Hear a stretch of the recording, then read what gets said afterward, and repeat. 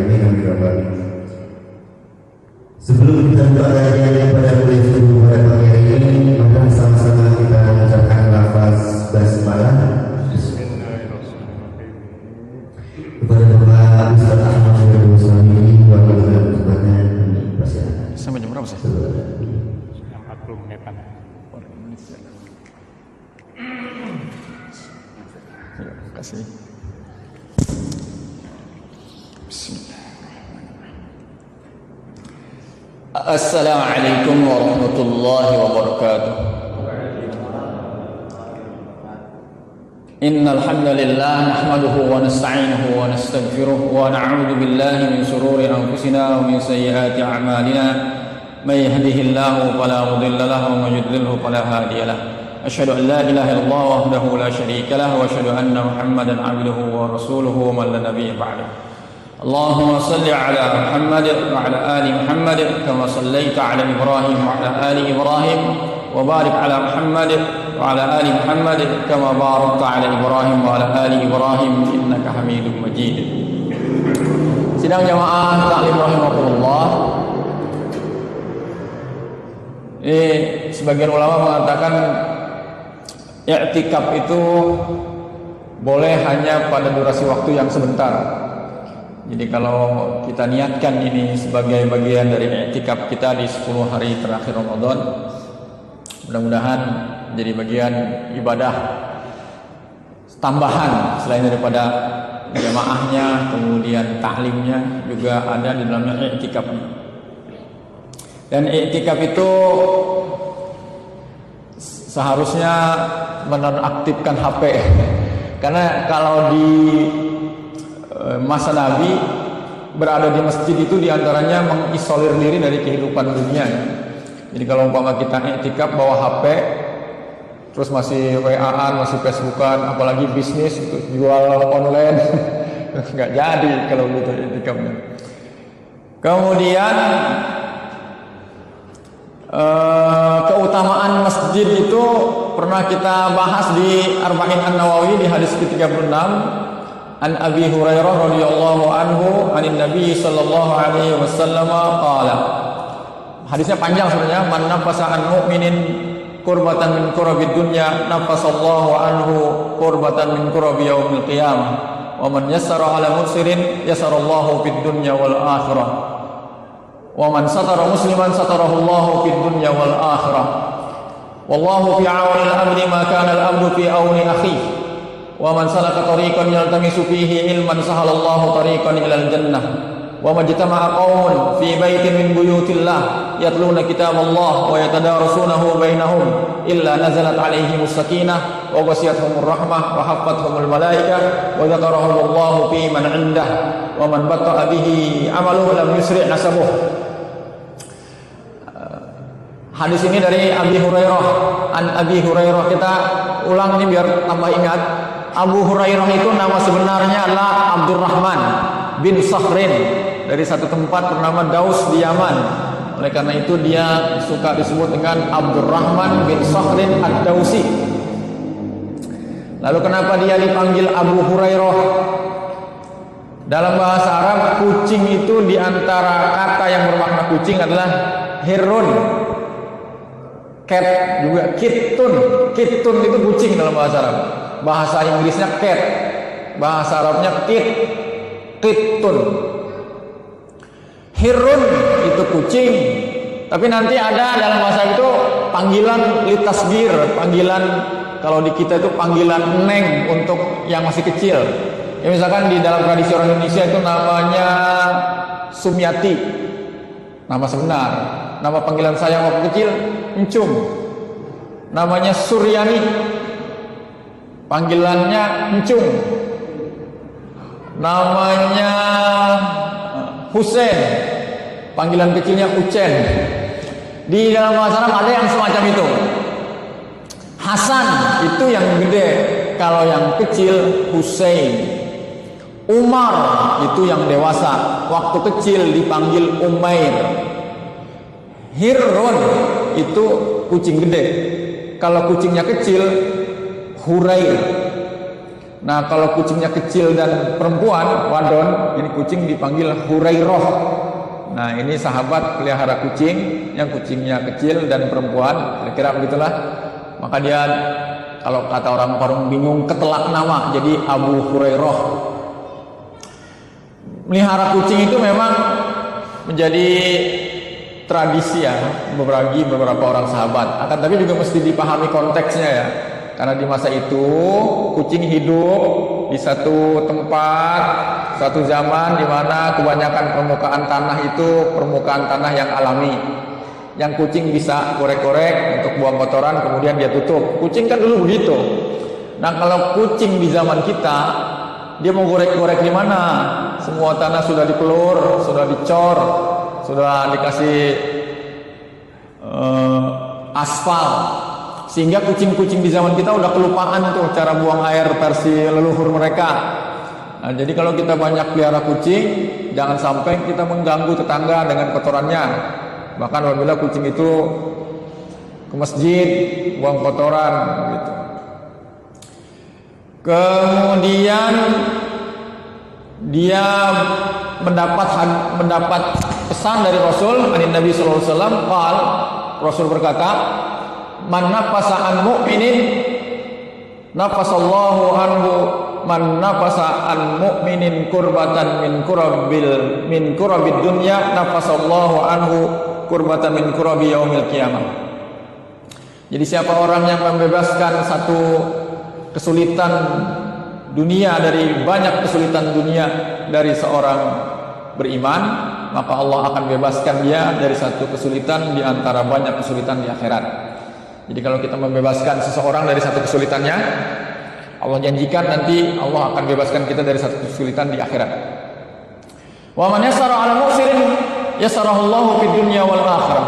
Siapa orang yang ngegampangin urusan orang, maka Allah akan mudahkan dia urusannya di akhirat. Kalau dalam tradisi kita kan sekarang, kalau masih bisa dipersulit, kenapa dipermudah? Disuruhnya mempermudah urusan orang. Wa man satara musliman satarahullahu fid dunya wal akhirah. Siapa orang yang menutup aib seorang muslim, maka Allah akan tutup aibnya dunia akhirat. Kita nih pada berani datang ke masjid lantaran apa sih? Di antaranya itu lantaran Allah tutup aib kita. Sekiranya saja ada hal pribadi yang memalukan yang pernah kita lakukan yang orang lain tidak tahu, Allah ungkap. Boleh jadi kita nggak sanggup keluar rumah, itu baru satu aib. Apalagi kalau semua aib Allah nampakkan. Wallahu fi aunil abdi maka al abdu fi auni akhi. Allah senantiasa berada dalam keadaan menolong seorang hamba selama si hamba ini senantiasa menolong hamba yang lain, gitulah kira-kira artinya. Wa man salaka tariqan yaltamisu fihi ilman sahalallahu tariqan ilal jannah. Siapa orang yang menempuhi jalan untuk mendapatkan ilmu, maka Allah akan mudahkan jalannya menuju surga. Jadi datang ke masjid ini untuk menuntut ilmu. Saya pernah sampaikan bahwa ada orang yang datang ke majelis ilmu kelupa bahwa aktivitasnya itu perintah agama dan mendatangkan pahala akhirat. Datanglah dia ke satu majelis ilmu bernama UI untuk mendapatkan ilmu. Akan tapi ya berangkatnya nggak baca basmalah, majelisnya nggak baca basmalah, buka kitabnya nggak baca basmalah. Pokoknya yang dia inginkan dari majelis ilmu bernama UI itu ya ilmu. Dosennya kasih tugas ini, di buku begini, prakteknya begini, di dunia kerja nanti begini. Pokoknya ilmunya aja, pahalanya mah nggak dia perhatikan, ganjaran akhiratnya tuh nggak diperhatikan. Tapi di sisi lain ada orang yang cari ilmu tuh pengen pahalanya doang, ilmunya mah dapet kek nggak kek. Ya misalkan ibu-ibu itu yang ngaji mulu, Senin ngaji RT, Selasa ngaji RW, Rabu ngaji kelurahan, Kamis ngaji musola, Jumat ngaji masjid, Sabtu ngaji keluarga, Sabtu Minggu ngaji organisasi. Hampir-hampir nama marhamah, tempat tanggal lahir Bogor, pekerjaan ngaji, saking ngaji mulu gitu. Tapi kalau habis ngaji ditanya, lu tadi ngaji marhamah? Ngaji lah. Ustadznya ngomongin apa tadi? tahu dah. Ya emang cucu gua ngikut-ngikut nangis mulu. Mudahan baksonya pedes banget. Malah Bu RT unjuk-unjukin cincin barunya mulu. Ya kalau gua sih yang penting pahalanya. Jadi ada orang datang ke majelis ilmu pengen pahala doang. Ada orang datang ke majelis ilmu pengen ilmunya doang. Nah harusnya ketemu nih. Jadi kalau kita ngaji sekali ngaji, ya kan aktivitasnya relatif sama ya, antara di UI dengan di masjid ini aktivitasnya sama tuh kalau untuk ilmu tuh. Jadi ada yang ngomong, ada yang ngedengerin kan. Ya harusnya sekali ngaji ini 2 SKS lah. Jadi kalau ada ibu-ibu sudah 5 tahun mengikut pengajian, itu ilmunya setara SPDI. Kalau ibu sudah ngaji 10 tahun, yaitu MAG. Kalau udah 15 tahun ngaji, ya ilmunya setara doktor. Kalau yang rambutnya putih di pojokan, ngajinya udah 20 tahun lebih ya, profesor. Harusnya begitu, karena memang kan universitas yang dalam bahasa Arab disebut jami itu sendiri pada mulanya masjid. Jadi aktivitas taklim di masjid. Kemudian karena yang taklim banyak dan dibangunlah masjid besar agar dapat menampung seluruh jamaah, diantaranya untuk proses taklim. Tapi setelah masjidnya besar, makanya masjid besar itu kan disebut masjid jami. Jami Al-Ikhlas, Jami Al-Furqan gitu kan. Disebut jami itu masjid gede. Kalau di Jawa itu masjid agung gitu ya. Tapi setelah masjidnya besar, yang datang tetap banyak. Maka dibangunlah bangunan di sekitar masjid untuk menampung mereka. Nah, bangunan-bangunan di sekitar masjid itu disebut jami'ah. Yang dalam bahasa lainnya universitas. Makanya kalau ada hadis mengatakan, ada ayat mengatakan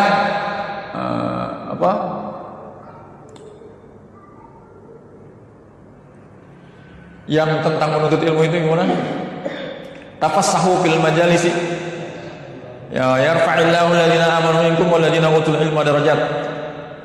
Ya ayyuhalladzina amanu idza qila lakum tafassahu fil majalisi fafsahu. Wahai orang-orang yang beriman, apabila diperintahkan kepadamu berlapang-lapanglah di dalam majlis, tafassahu fil majalisi fafsahu, maka berlapanglah.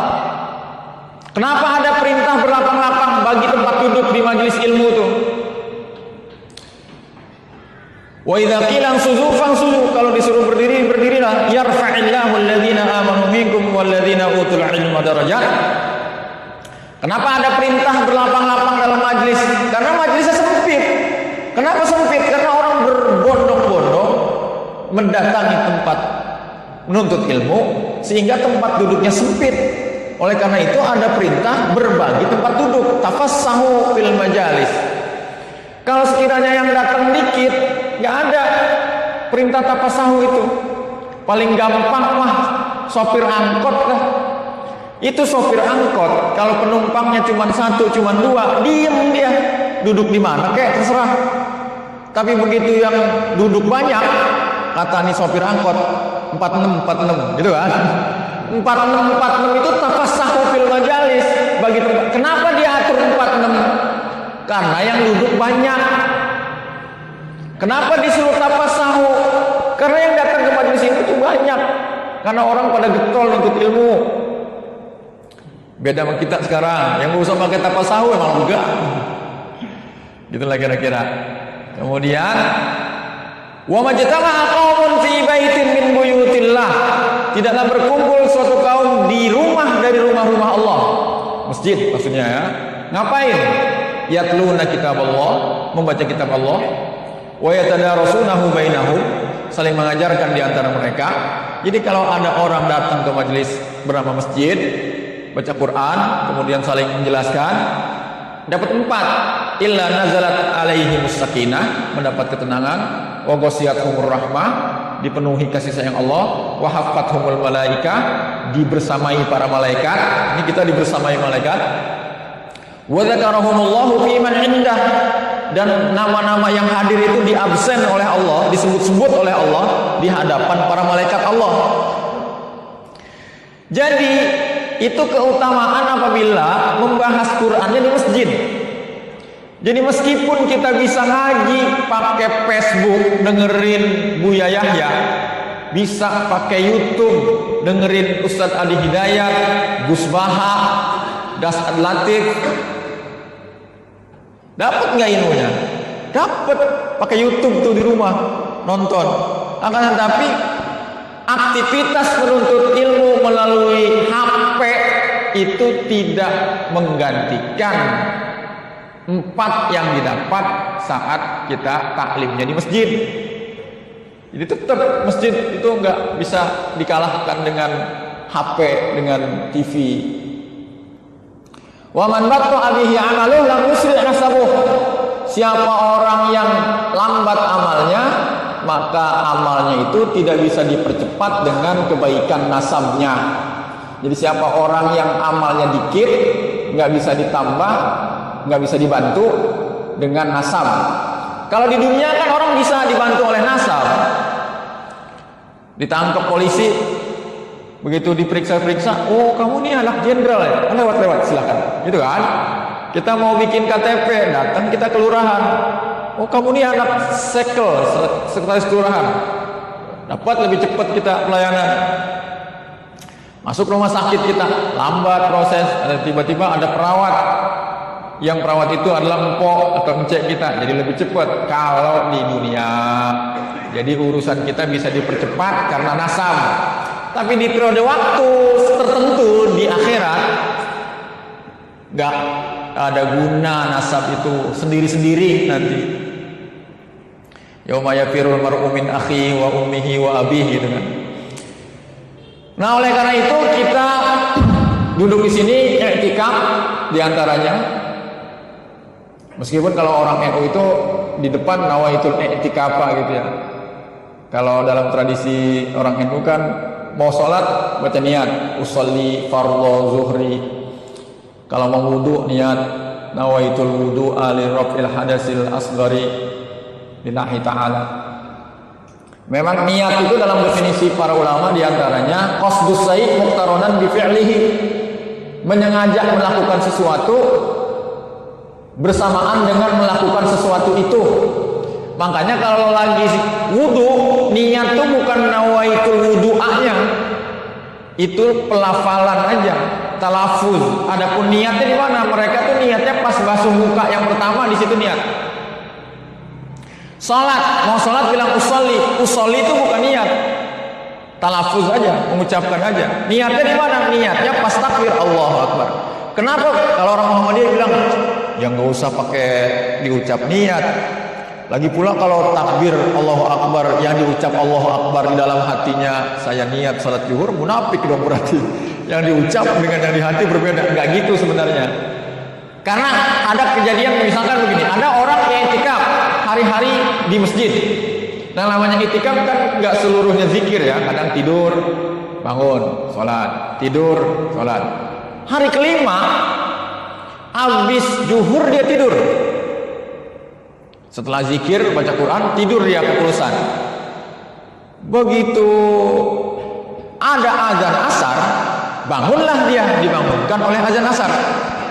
Nah, karena dia hari-hari ada di masjid, begitu bangun di waktu asar, dia nggak lihat jam, pokoknya serasanya panas banget ini. Lalu dia merasa itu waktu zuhur. Ya namanya orang baru bangun, padahal sholat zuhur udah tadi, tapi kan udah kerok dia. Begitu bangun, orang lagi azan, di hati dia, wah, johor ini. Orang-orang pada wudhu, dia ikut wudhu. Orang-orang sholat, dia ikut sholat. Sholat apa itu dia? Di hati dia itu sholat zuhur, karena dia perangsanan dia johor. Habis selesai sholat, lah ini kan jam 4 kurang seperempat. Lah gue pikir ini johor. Oh asar, kira-kira menurut kita itu orang udah sholat asar belum? Belum. Karena dari mulai dia merasa itu johor. Jadi memang begitu kita takbir kita mesti ini mah johor. ini mah asar. Sama misalkan orang nih ntar jam 8 pagi datang ke masjid ini, sholat 2 rakaat. Ya 2 rakaat itu bisa macam-macam. Bisa tahiyatul masjid, bisa syukril wudu, bisa sholat sunnah mutlak, bisa duha, bisa subuh. Dia belum sholat. Jadi jam 8 pagi datang ke masjid, sholat 2 rakaat. Sholat apa? Oleh karena itu di hatinya ada, meskipun dia mengucapkan Allahu Akbar, dia tahu itu artinya Allah Maha Besar, akan tetapi tetap ada kesadaran ini mah duha, gitu kan? Jadi sebenarnya di dalam hati itu ada, cuman nanti memang pengertiannya jadi seakan-akan ketika takbir itu disitulah mengucapkan dalam hati usolli fardhu zuhri 4 rakaatin. Jadi Allahu Akbarnya lama. Allah, karena dia mau menyelesaikan susunan kalimat itu. Sebenarnya cukup dengan kesadaran ini mah johor, wajib gitu. Gitulah kira-kira kalau mau dideketin ini dua pemahaman ini. Karena nggak bisa kita ujuk-ujuk 4. Ya 4 tapi apaan? Karena berpotensi kayak tadi. Nah kemudian ini udah berapa menit nih? Ini karena judulnya belajar mengambil ibroh dari urutan turunnya Al-Quran. Surat yang pertama turun surah Al-Alaq, Iqra, bacalah. Surat yang kedua Al-Qalam. Surah yang ketiga Al-Muzammil. Surah yang keempat Al-Mudassir. Surat yang kelima Al-Fatihah. Surat yang keenam Al-Lahab. Surat yang ketujuh At-Takwir. Surat yang ke-8 Al-A'la. Kemudian yang ke-9 Al-Lail. Yang ke-10 Al-Fajr. Yang ke-11 Ad-Duha. Dan seterusnya. Nah kalau kita belajar, ini mengambil ibrah, ini bukan tafsir ya, mengambil pelajaran dari urutan turunnya surah. Surat yang pertama surah Al-Alaq, Iqra, bacalah. Jadi perintah pertama kepada orang Islam itu baca, literasi, baca supaya pinter. Kuliah gitu diantaranya. Tapi yang namanya pendidikan gak harus meninggi dengan menjadi S1, S2, S3. Kadang pendidikan juga perlu menyamping, melebar, mendalam gitu ya. Jadi objek kita semakin luas pengetahuan. Tapi membaca kita ini bukan sembarang membaca yang bismi rabbikal ladzi khalaq. Yang membaca itu dengan nama Allah yang telah menciptakan. Kemudian dengan membaca itu menjadi pintar, menjadi SPD, menjadi MAG, menjadi doktor, menjadi profesor. Orang Islam dengan pintar itu dia tidak akan sombong. Dia senantiasa ingat Iqra bismi rabbikal ladzi khalaq, khalaqal insana min 'alaq.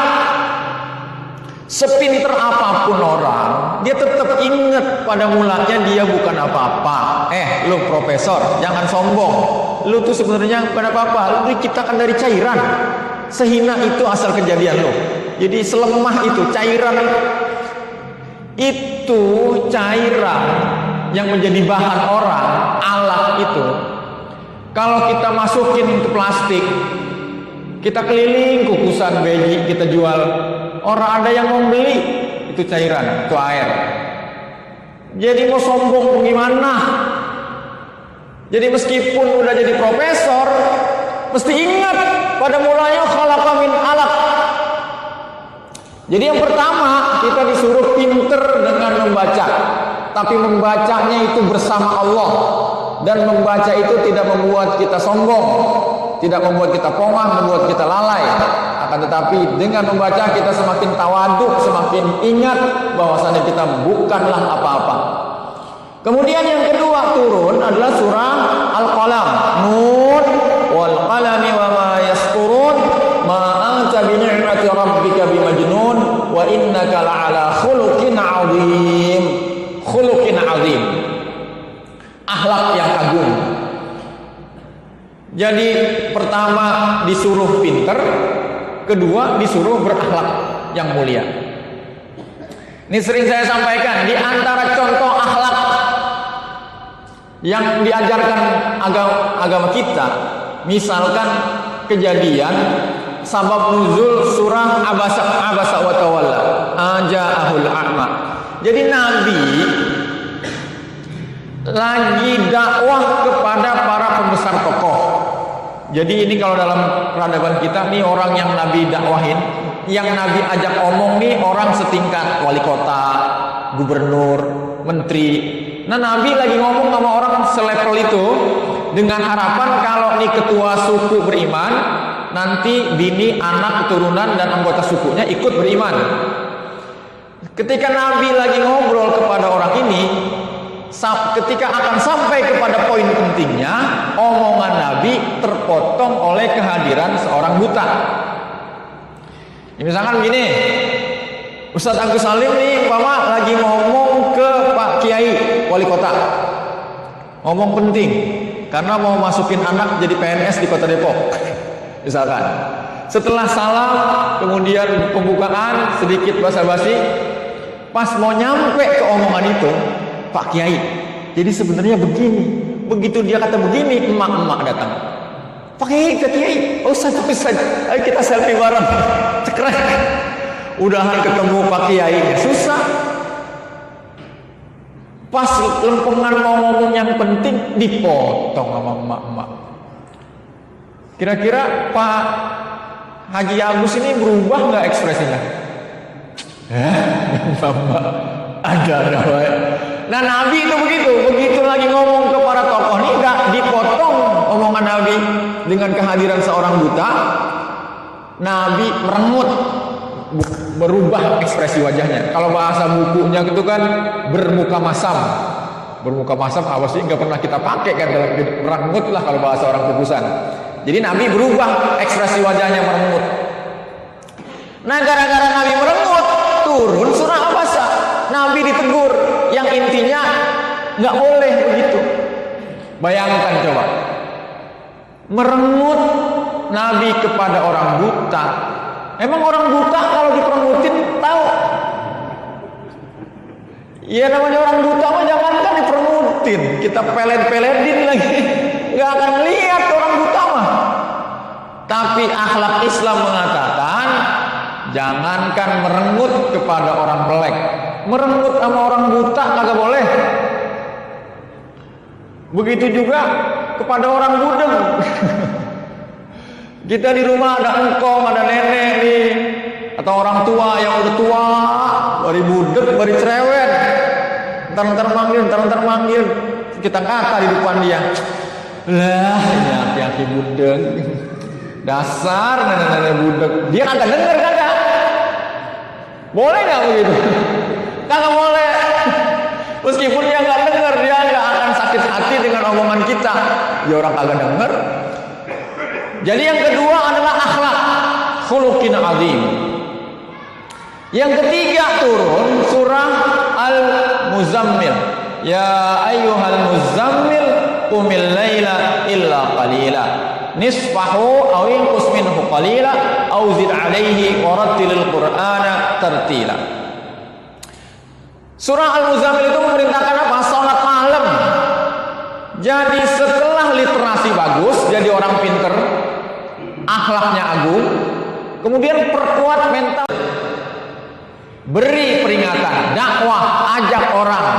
Jadi ngajak orang itu setelah pinter dengan membaca, berakhlak bagus, mental spiritual mantep dengan melakukan ibadah, kemudian setelah itu baru dakwah. Kalau urut-urutannya begitu idealnya. Kalau kita makan langsung dakwah baik. Pinter kagak, sholat kagak, pokoknya dakwah. Ya itu juga bagus, semangat. Tapi kalau urutan tertibnya begitulah kira-kira. Kemudian yang kelima turun itu surah Al-Fatihah. Al-Fatihah itu rangkuman dari keseluruhan Al-Quran. Jadi dia daftar isi Quran. Kisi-kisi Al-Quran itu adanya di Al-Fatihah. Jadi paling tidak kita mengetahui secara umum ajaran pokok agama kita. Kemudian rinciannya itu tergantung kebutuhan kita dalam menjalani hidup. Kalau soal detil-detil ke detil-detil ilmu fikih utamanya misalkan, itu sesuai dengan kehidupan kita. Kalau umpama kita pedagang, ya paling tidak kita mengerti fikih dagang. Kalau kita peternak, kalau kita pegawai, kita memahami fikih-fikih yang biasa kita hadapi dalam kehidupan kita sehari-hari. Yang berikutnya turun surah Al-Lahab. Tambat yada abi lahabi wa tab, ma agna anhu maluhu wa ma kasab, sayasla nara dzata lahab, wa imra'atuhu hammalatal hatab, fi jidha hablum min masad. Surah Al-Lahab ini 5 ayat. 2 ayat pertama cerita tentang suami, 2 ayat terakhir cerita tentang istri, tengahnya cerita tentang tempat mereka berdua di akhirat. Makanya kalau ibu bapak berdoa, ya Allah, jadikanlah kami ini pasangan dunia akhirat. Jangan koma di situ, terusin. Akhiratnya di mana? Karena Abu Lahab sama Ummu Jamil juga pasangan dunia akhirat ya. Jadi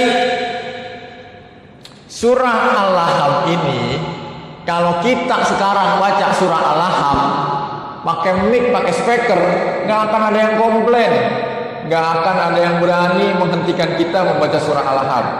Kalau sekarang, tapi di masa turunnya surah Al-Lahab, Abu Lahabnya hidup, masih ada Abu Lahabnya, dan Abu Lahab itu pembesar Quraisy. Kalau dikonversi, disetarakan dengan peradaban kita, kurang lebih pangkatnya Abu Lahab itu setara Menko.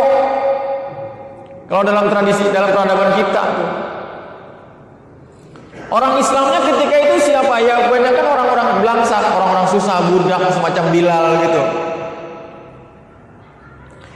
Jadi kalau kita baca surah Al-Lahab aman, kira-kira kalau Bilal baca surah Al-Lahab yang Abu Lahabnya ada bakal diapain? Tabbat yada abi lahabin wa tab. Sungguh celaka kedua tangan Abu Lahab. Ma agna anhu maluhu wa ma kasab. Enggak ada gunanya harta benda dan segala usahanya. Sayasla naron dzata lahab. Dia bakal masuk ke dalam api yang menyala-nyala. Dan bukan hanya dia, wa imra'atuhu, bininya juga ngikut. Kira-kira bakal diapain tuh orang kalau ngomong begitu di hadapan menteri, di hadapan pejabat? Ya emang perusahaannya disenggol sedikit juga langsung lapor pencemaran nama baik. Begitu. Jadi surah Al-Lahab itu diantara yang diajarkan kepada kita keberanian. Berani menyatakan kebenaran di hadapan para pemimpin yang zalim. Akan tetapi keberanian itu setelah pinter dengan literasi, berakhlak bagus, jadi kepintarannya itu dibuktikan dengan akhlak yang bagus, mental spiritual psikologisnya kuat dengan banyak ibadah qiyamul lail. Kemudian dia berdakwah, kemudian dia menguasai ilmu secara menyeluruh dalam Al-Fatihah.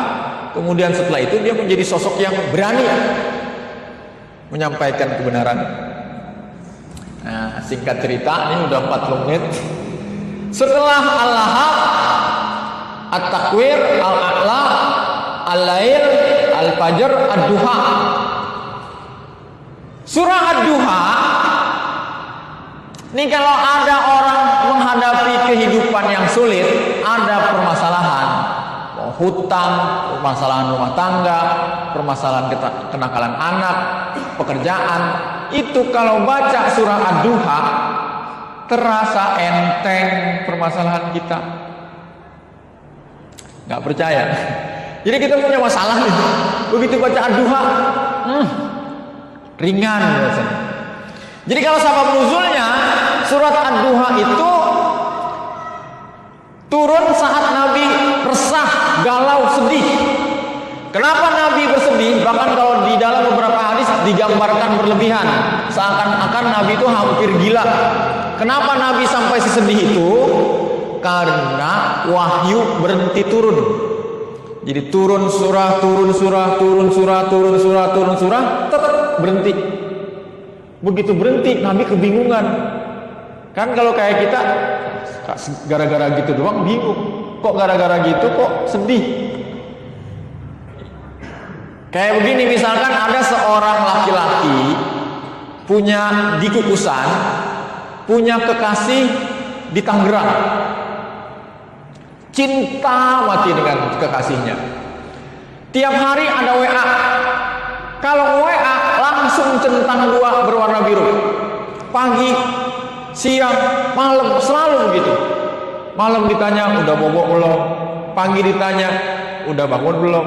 Begitu siang ditanya udah makan siang belum? Pokoknya komunikasi lancar. Sekali waktu si laki-laki ini kirim pesan untuk kekasihnya di pagi hari, centang satu abu-abu.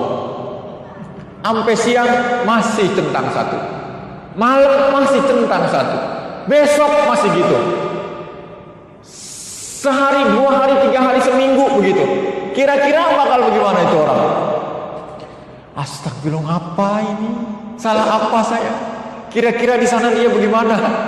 Nah, kalau orang Kukusan cintanya kepada kekasihnya yang di Tangerang sana, nah Muhammad Shallallahu Alaihi Wasallam ini kekasihnya adalah Allah.